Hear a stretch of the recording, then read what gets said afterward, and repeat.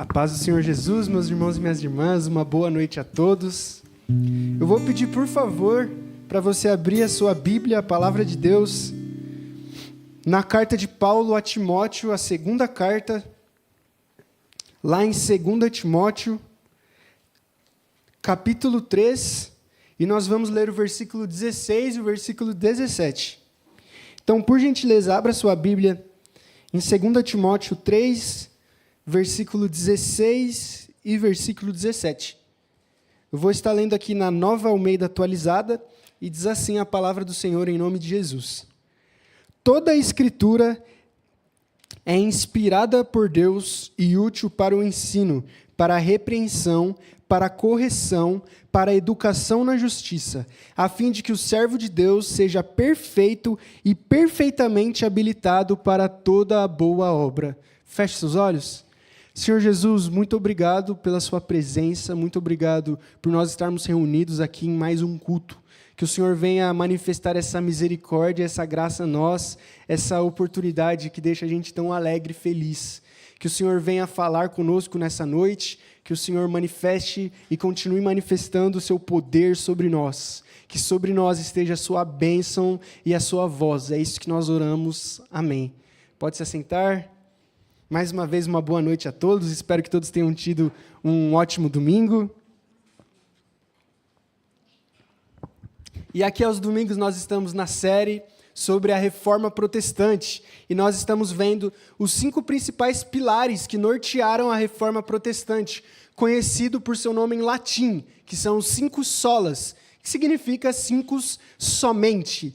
É somente a fé, somente a Escritura, somente Cristo, somente a glória a Deus e, falei os 5? Somente a Escritura, somente a fé, somente Cristo, somente a palavra e somente glória a Deus. São os 5 solas, os 5 somente, os 5 sós que têm norteado toda a Reforma Protestante. Domingo passado a gente aprendeu juntos sobre somente a fé. Vimos que é somente através da fé em Cristo Jesus que temos a nossa salvação, que temos a nossa vida, que fomos salvos e permanecemos salvos pela graça, e tudo que nós somos, tudo que temos e tudo que seremos alcança-se somente pela fé em Cristo Jesus. E hoje, nessa noite, rapidamente, nos próximos minutos, a gente vai estar aprendendo sobre somente a palavra de Deus e o quanto importante é nós termos esse ensinamento muito claro em nossas mentes, em todas as nossas vidas. E recapitulando, a gente está aqui aprendendo a história da Reforma Protestante, que faz aniversário dia 31 de outubro. E o sola Escritura, o somente Escritura, nasceu com Lutero na sua reforma. E durante Lutero, quando ele pregou aquelas 95 teses que a gente viu domingo passado, na igreja, na catedral, e deu todo aquela estardalhaço no mundo daquela época, da Idade Média, o Papa queria que Lutero se retratasse. O Papa estava indignado com Lutero, porque Lutero, ele foi a vida inteira da Igreja Católica. Lutero foi um doutor, um pós-doutor em teologia pela Igreja Católica. Então, ele era alguém que serviu por muitos anos na igreja. Ele cuidava de todo o ensino da faculdade de teologia da cidade dele, além de ser um homem extremamente influente. Então, quando Lutero sai da Igreja Católica, escreve aquelas 95 teses contra a Igreja, contra o Papa e toda a Igreja espera que Lutero se retrate, que peça desculpas por tudo que ele falou. Só que quando o Papa obriga Lutero, ameaça Lutero a ele se desculpar por tudo que ele falou, Lutero responde o seguinte: eu só vou me desculpar e só vou me retratar com você se você me provar, de acordo com as Escrituras, que eu estou errado. E aí nasce esse sola Escritura. Lutero acredita que a única forma, o único método de provar que ele está errado ou ele está certo é através da Escritura. Porque para Lutero e para todos os protestantes é através da Bíblia, é a Escritura, é a palavra de Deus que norteia a nossa vida. Ela é a nossa regra de fé e prática. E esse é um dos primeiros pontos do nosso doutrinal, e graças a Deus, a nossa Igreja Adventista da Promessa professa e declara isso em alto e bom tom, que a Bíblia é a única e somente a única nossa norteadora, aquela que nos dá as diretrizes do que fazemos e como nós fazemos. A nossa igreja, graças a Deus, junto com essa tradição da Reforma Protestante, acredita que a Bíblia não é só a única fonte que nos norteia sobre o que fazemos e como fazemos, mas também é a suprema fonte. Não há tradição da igreja, não há homem e não há nenhuma mulher que possa se colocar acima da Escritura em nossa igreja e em qualquer igreja séria. Nós acreditamos e defendemos fielmente que a única regra para ser falada e para ser vivida é a Bíblia. Não existe reunião do conselho, não existe pastor, não existe tradição da igreja que esteja maior ou acima daquilo que está redigido nas Sagradas Escrituras. E é isso que nós acreditamos. E para isso, a título de introdução, atualmente, existem 3 formas de enxergar a Bíblia. A primeira forma é uma forma que o liberalismo teológico trouxe a gente. E essa forma diz o seguinte: a Bíblia contém a palavra de Deus.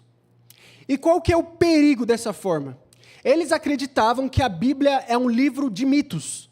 É uma história repleta de mitos, repleta de personagens. E para a gente ler a Bíblia, a gente tem que passar a Bíblia por uma peneira, por um filtro. Tirar os mitos, tirar as fantasias, tirar essas coisas que não existem e não existiram para ficar com a palavra de Deus. E é assim que eles acreditam, que a Bíblia, então, ela contém a palavra de Deus. Então, dentro dos 66 livros, algumas partes apenas são verdadeiramente a palavra de Deus. Exemplo, eles não creem em milagres. Para eles, não foi Deus que abriu o mar, mas foi um evento biológico, um efeito climático, que fez com que somente um vento, depois de muitas horas, numa coisa extraordinária que acontece de 1000 em 1000 anos, soprou ali no Mar Vermelho e fez com que o povo tivesse passado. Ou seja, eles rejeitam os milagres, eles querem dar explicações científicas para qualquer milagre, porque eles rejeitam a ideia do sobrenatural. Então, eles acreditam que quando a gente lê a Bíblia, a gente tem que passar ela por um filtro, a gente tem que tirar os mitos da Bíblia Sagrada, porque ela somente contém a palavra de Deus. E alguns dos expoentes que tinham este pensamento foram principalmente 3 homens, a título de curiosidade, se você enxergar em algum lugar. O primeiro chamava Schleiermacher, Baur e Richter, e foi através desses 3 homens que todo o liberalismo entrou nas faculdades teológicas hoje em dia. Por isso que, se você for fazer teologia, você tem que tomar muito cuidado. Porque a maioria das faculdades de teologia de hoje em dia bebem dessa fonte, desses autores, que acreditam que a Bíblia não é a palavra de Deus, mas ela somente contém a palavra de Deus. Então, sempre que você for estudar a Bíblia, for estudar teologia, pesquisar sobre algum assunto num site, numa página de Instagram, numa igreja, tome cuidado com a fonte da onde você está indo. Porque hoje em dia, infelizmente, a maioria dos cursos, a maioria das faculdades tem entendido a este lado liberal, de que acreditam que a Bíblia contém a palavra de Deus. Só que quando isso surgiu mais ou menos no século XVII, ali, com influência do iluminismo, e aí vem a resposta a isso. E aí vem um filósofo e um teólogo muito famoso chamado Karl Barth, que fundou a neo-ortodoxia, e aí ele falava que a Bíblia torna-se a palavra de Deus. Ele fala que a Bíblia não é a palavra de Deus, mas dependendo do jeito que você lê e como ela está sendo aplicada na sua vida, ela pode ou não ser a palavra de Deus. Então, essa segunda corrente diz: a Bíblia torna-se a palavra de Deus. Só que, em contraste a isso, de acordo com a Escritura e a tradição que veio com Martinho Lutero e a Reforma Protestante, a posição da Igreja Adventista da Promessa e nossa é que a Bíblia é a palavra de Deus. Todos os aspectos, todos os versículos, todos os textos foram e são divinamente inspirados por Deus. Neles contém exatamente tudo o que precisamos para viver, para nos portar e para falarmos. Nós não precisamos de nenhuma literatura a mais, nós não precisamos de nenhuma ideia a mais, porque tudo que Deus queria que a gente soubesse e fizesse, Ele revelou nas Escrituras. E aí, o nosso texto que suporta e baseia tudo isso, está escrito, claro, na Sagrada Escritura, em 2 Timóteo 3, 16 e 17, que foi o nosso texto base que nós lemos, que diz que toda a Escritura, ela é inspirada por Deus, útil para o ensino, para a repreensão, para a correção, para a educação na justiça, a fim de que o servo de Deus seja perfeito e perfeitamente habilitado para toda boa obra. Então, qual que é a ideia principal desse texto? A Bíblia não é um livro de mitos. Muitas vezes a gente acredita que a Bíblia, ela conta uma história, como se a Bíblia fosse um livro à parte do que acontece no mundo. Só que nós acreditamos que a Bíblia, ela não conta uma história, mas a Bíblia é a história do mundo. Você quer conhecer a história do mundo? Não é necessário só abrir os livros de história da sua escola ou da sua faculdade, mas abrindo as Sagradas Escrituras, você conhece o que aconteceu no mundo e o que está acontecendo no mundo e o que vai acontecer no mundo. Ou seja, a Bíblia não é uma história, a gente não aprende a história do povo de Israel, a história do povo tal, mas aprendemos a história das coisas. A Bíblia narra o que é o mundo. A Bíblia narra qual que é o propósito do mundo. A Bíblia narra qual que é o propósito da humanidade. Então a Bíblia não é somente um livro, mas a Bíblia é a história do mundo. A Bíblia é a vontade de Deus expressa a nós. Por isso que tem uma frase extremamente importante que diz assim: você quer ouvir a voz de Deus? Abra sua Bíblia. A Bíblia, ela contém expressamente clara toda a vontade de Deus para as nossas vidas. É como diz o texto. A Bíblia, ela é suficiente para nos guiar em todas as obras que nós fizermos. Ou seja, você precisa de uma resposta, você precisa de um direcionamento, ou você quer conhecer Deus, você quer saber quem Ele é, você quer saber como Ele pensa, você quer saber como Deus age, abra a Bíblia, porque é na Bíblia que Deus se revela. Isso é extremamente importante para a igreja, porque eu não estou sendo contra outras revelações, eu acredito sim que os dons continuam, que existe profecia na igreja, que Deus se revela através de sonhos, visões e etc. Só que Deus escolheu uma forma para se revelar. E essa forma que Deus escolheu se revelar para nós é através da Bíblia. Então, se a gente quer conhecer a Deus, não é pedindo sonho para Deus, não é pedindo para Deus usar alguém para falar com a gente, mas é lendo a Bíblia, porque Deus decidiu que Ele vai se revelar através de nós, através do que está escrito aqui. E isso nos molda, porque aí a gente não fica correndo atrás de pessoas, de coisas, de jeitos. Deus já deu tudo para a gente. Você quer saber o que Ele quer da sua vida? Você quer saber qual que é o seu propósito? Para que você nasceu? Qual que é a sua identidade? Está escrito aqui. Você precisa de direcionamento? Está escrito aqui. Tudo o que você precisa para a sua vida, Deus já deixou escrito e registrado através da Bíblia.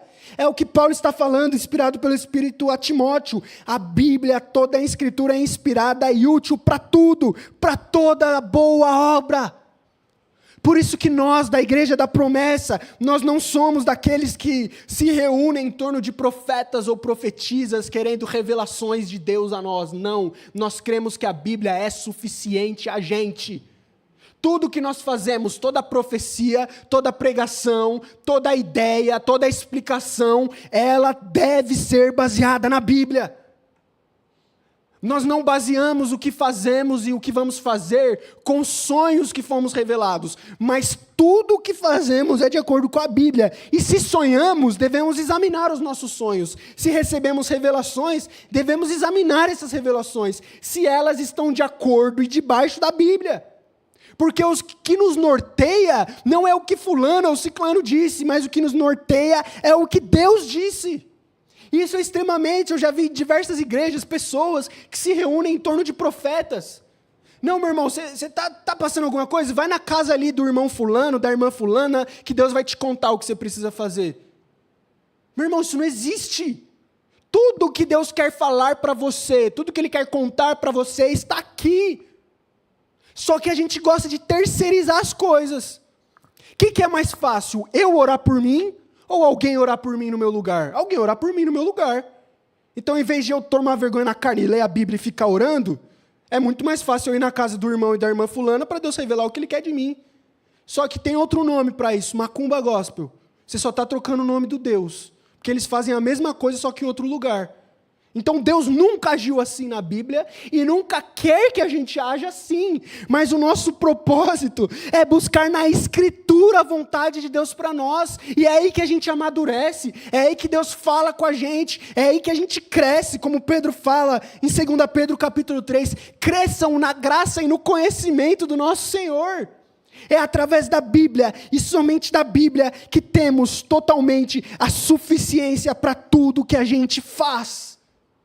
Somos chamados, por isso que tudo que a gente faz, a gente lê um versículo. Por isso que em toda a ministração, antes do louvor, é um versículo. Abrimos o culto com um versículo. Vamos pregar, é através de um versículo. Por que que a gente tem isso? Porque a Bíblia é a palavra de Deus. Se depender do que eu falo, para alguém mudar e para eu mudar, eu desisto. Porque não é através de palavras humanas que mudamos. Não é através de explicações humanas que somos convencidos, mas tudo que somos e todo poder para qualquer convencimento vem da palavra de Deus. É como Paulo fala em 2 Coríntios, não foi através de argumentos humanos que pregamos a vocês, mas foi através da Bíblia, e por isso levamos cativos todos os pensamentos à obediência a Deus. Não porque Paulo era um ótimo falador, não porque Paulo pregava muito, pelo contrário. A igreja de Corinto fala, Paulo, você é bom falando de longe, você é bom em carta, mas pessoalmente você é fraco. Fala de longe é uma beleza. Pelo zap, todo forte, fala muito, grosso com as pessoas, mas pessoalmente, frouxo. A igreja de Corinto falou isso para Paulo. Aí sabe como Paulo responde? Não, porque não é através do meu argumento, da minha retórica, do meu estudo. Embora ele tivesse e tudo isso, nunca Paulo usou disso. Paulo usava exclusivamente a Escritura, porque o poder para a salvação não é o argumento que eu tenho, não é o conhecimento que eu tenho, mas é a palavra de Deus. Como está escrito em Romanos capítulo 10, que a fé vem pelo ouvir do quê? Da palavra de Deus. Tudo se resume à Bíblia, tudo é a Bíblia. Por isso rejeitamos e não consideramos como igrejas verdadeiras qualquer denominação que coloque outro material em pé de igualdade com a Bíblia. Ou qualquer denominação que coloque qualquer coisa acima da Bíblia. Não existe nada, porque a Bíblia expressa a vontade de Deus. A Bíblia é a revelação de Deus para o homem. A Bíblia é a vontade de Deus para a gente. Por isso que é importante a gente sempre estar pautado, baseado e fundamentado na Bíblia, porque a Escritura é a única fonte que nos mostra o que devemos crer. Ela é a única autoridade da igreja. Não existe pregação que não esteja baseada na Bíblia. Por isso que se tem uma coisa que eu não gosto, é pregação temática. Vamos pregar sobre a alegria. Aí a gente pega a alegria e vai na Bíblia procurando textos sobre a alegria. Mas olha como isso é perigoso. A gente não está expondo a Bíblia. A gente está pegando um tema que eu quis e usando a Bíblia para apoiar o tema que eu escolhi. Então quem que está falando? É a Bíblia ou fui eu? Agora, quando a gente pega um texto sagrado, como por exemplo, a gente está aqui juntos estudando a carta aos Tessalonicenses, não sou eu que estou escolhendo os temas. Eu estou pregando o que está escrito. Porque o que é que vai transformar a gente? É a palavra de Deus. O que tem poder para transformar um pecador em salvo? A palavra de Deus. Então o que devemos pregar? A palavra de Deus. Por isso que, graças a Deus aqui, todo o púlpito e todas as vezes que pregamos, nunca em nenhuma pregação a gente começa a falar sem antes lermos a palavra de Deus e nos basearmos todos os pontos e todas as pregações no que está escrito. Porque tudo o que fazemos, toda a autoridade para ensinar, para corrigir, não vem do pastor Gustavo, mas vem da Escritura Sagrada, vem da vontade de Deus. Em terceiro lugar, a Bíblia é a única revelação de Jesus Cristo. E muitas vezes, inclusive tem um livro, o livro é bom, Mas não é um livro para você estudar teologia e conhecer sobre Bíblia e Deus, chama A Cabana. É um livro legal, se você quiser uma história bonita, leia A Cabana. Mas se você quiser basear o seu pensamento sobre Deus e sobre Bíblia, nada a ver. Por exemplo, A Cabana ensina que todos os caminhos levam a Deus. Inclusive, um recente pronunciamento do Papa diz a mesma coisa. Que a religião são expressões sobre Deus. Então, existem várias religiões que levam para o mesmo caminho, para Deus. Não importa se você é do hindu, se você é muçulmano, se você é cristão, se você mexe com religiões de matriz africana. Todos os caminhos levam a Deus. As pessoas enxergam Deus de forma diferente. Então, tem surgido muito esse pensamento de que tudo bem, sabe, respeita a religião. Porque todas levam para o mesmo fim, todas apresentam Deus. Só que nós acreditamos que a Escritura é o único conteúdo que apresenta Deus. É o único conteúdo que mostra quem Jesus é de fato. Inclusive, eu peguei um Uber essa semana e ele falava assim, eu oro todos os dias de madrugada para conhecer Deus. Só que eu não gosto dessa coisa de Bíblia, é um livro feito por homens. Aí eu falei, que Deus que você conhece? Porque se não é a Bíblia que revela e fala quem Deus é, quem que norteia o seu pensamento sobre Deus? Você mesmo? Por isso que a Escritura, ela é o único caminho que leva a Deus. É o único caminho que apresenta Jesus. Jesus, ele é manifestado aonde? Na Escritura.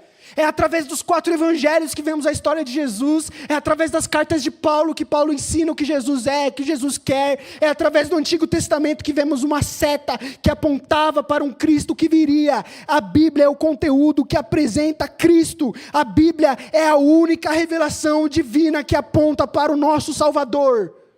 Não existe outro caminho. Não existe outro método de conhecer Deus e Jesus. Não existe outro método de crescer espiritualmente que não tenha a Bíblia. A Escritura é a única revelação divina que aponta para Jesus Cristo. Como Jesus disse, eu sou o caminho, a verdade e a vida, escrita no Evangelho de João. E o último ponto que eu quero trazer para essa noite é que a Escritura, como nós já falamos, é o único conteúdo para a pregação da igreja. Eu quero enfatizar isso. Nós vivemos muitas vezes em igrejas que têm pregado muitas coisas tirando a Escritura. Inclusive, recentemente, vimos um pastor muito influente dizer que a Bíblia necessitaria ser atualizada. Mas, em contraste com ele, nós pregamos que a Bíblia é a palavra de Deus e sempre será. Todas as nossas pregações, todas as nossas motivações, quando a gente se reúne para pensar o que é a igreja e como a igreja deve agir, em nenhum momento devemos fazer isso de acordo com as nossas vontades, mas devemos recorrer à Bíblia.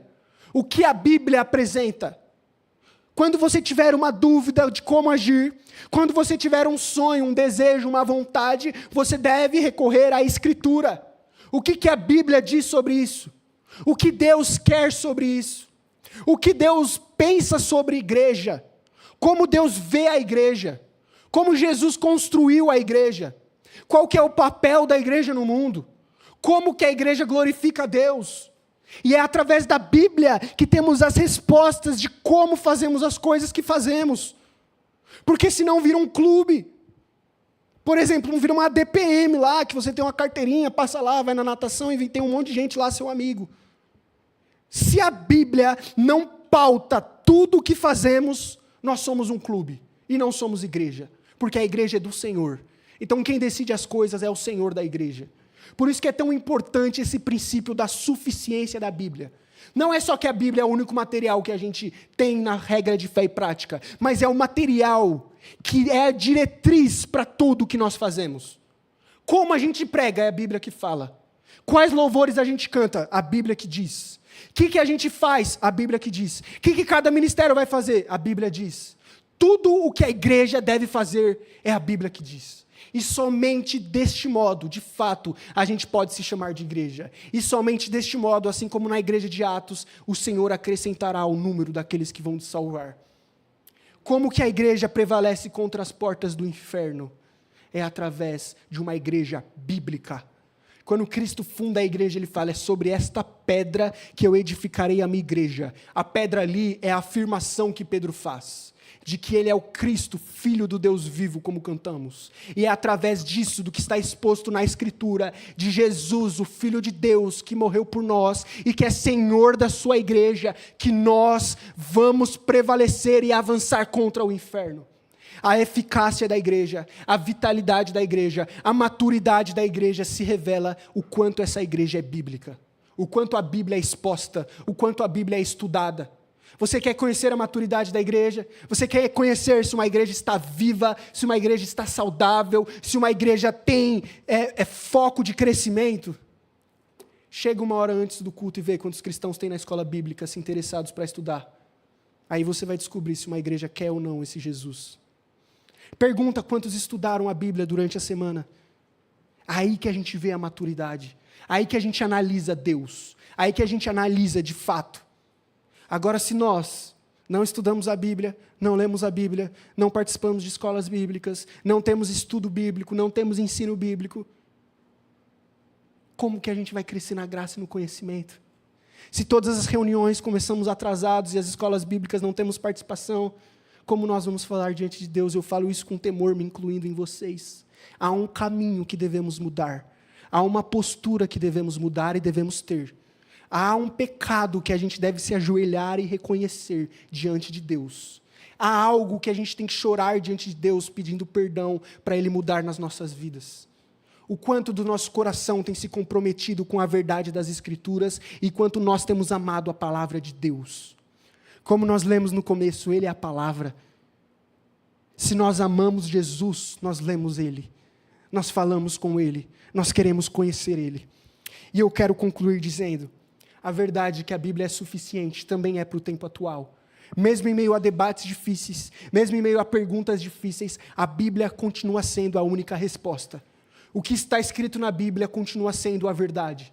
Mesmo em meio a um mundo em que a ideologia de gênero tem crescido, mesmo em meio a um mundo que temas como aborto têm crescido, mesmo em meio a um mundo onde tem relativizado, vivemos num mundo onde fala que não existe verdade absoluta. Nós cremos que existe sim. A Bíblia é a nossa verdade absoluta. E diante de todas as perguntas que as pessoas têm feito, nós temos um livro que tem todas as respostas. Você tem as respostas das coisas. Nós temos a resposta de Deus para o mundo. A questão é, temos falado ou não? E eu quero terminar pedindo para você ficar de pé, para a gente orar e dizendo, nós somos a palavra viva de Deus.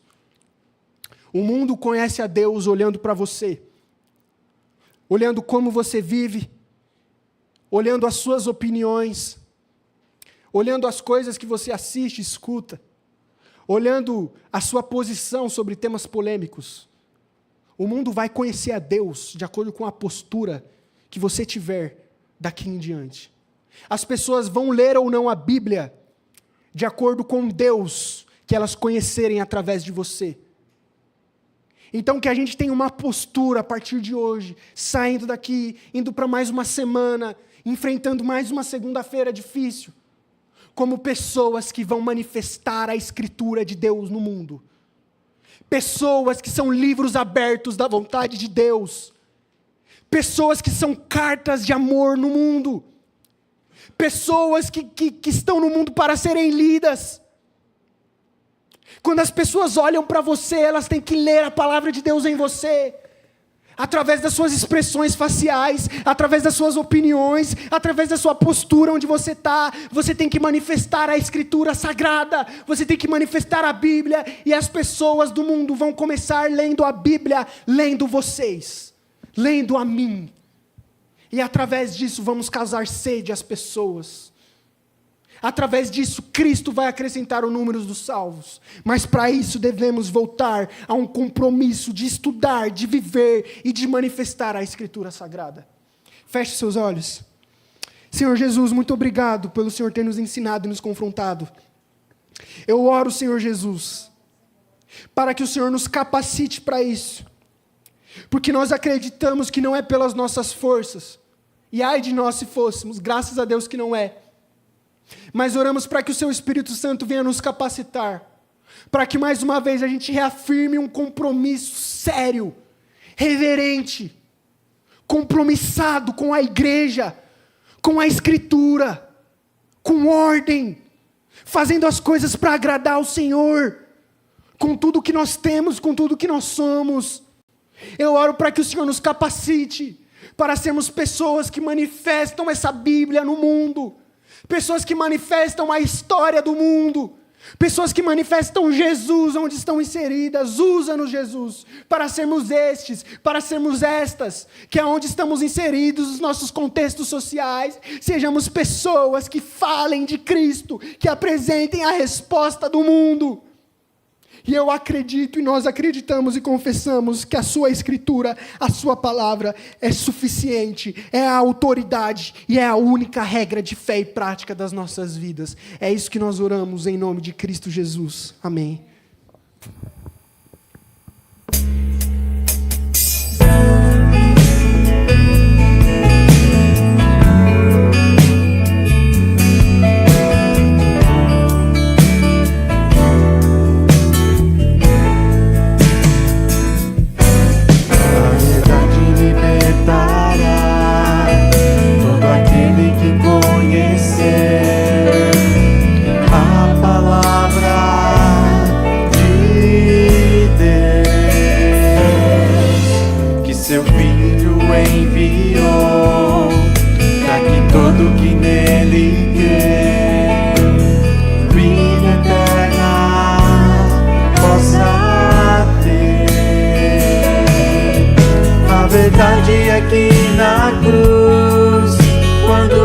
Levantaram Jesus, todos foram nele atraídos, e na sua ressurreição houve a nossa inclusão. Verdadeiramente estamos livres, somos livres para amar nosso Deus e Pai, adorar em espírito e em verdade. A verdade libertará todo aquele que conhecer a palavra de Deus, que seu Filho enviou, para que todo que nele quer vida eterna possa ter. A verdade aqui na cruz, quando levantaram Jesus, todos foram nele atraídos, e na sua ressurreição houve a nossa inclusão. Verdadeiramente estamos livres, somos livres para amar nosso Deus e Pai, adorar em espírito e em verdade. A verdade aqui na cruz, quando levantaram Jesus, todos foram nele atraídos, e na sua ressurreição houve a nossa inclusão. Verdadeiramente estamos livres, somos livres para amar nosso Deus e Pai, adorar em espírito e em verdade,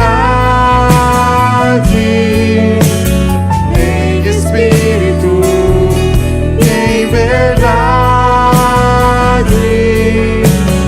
em espírito e em verdade.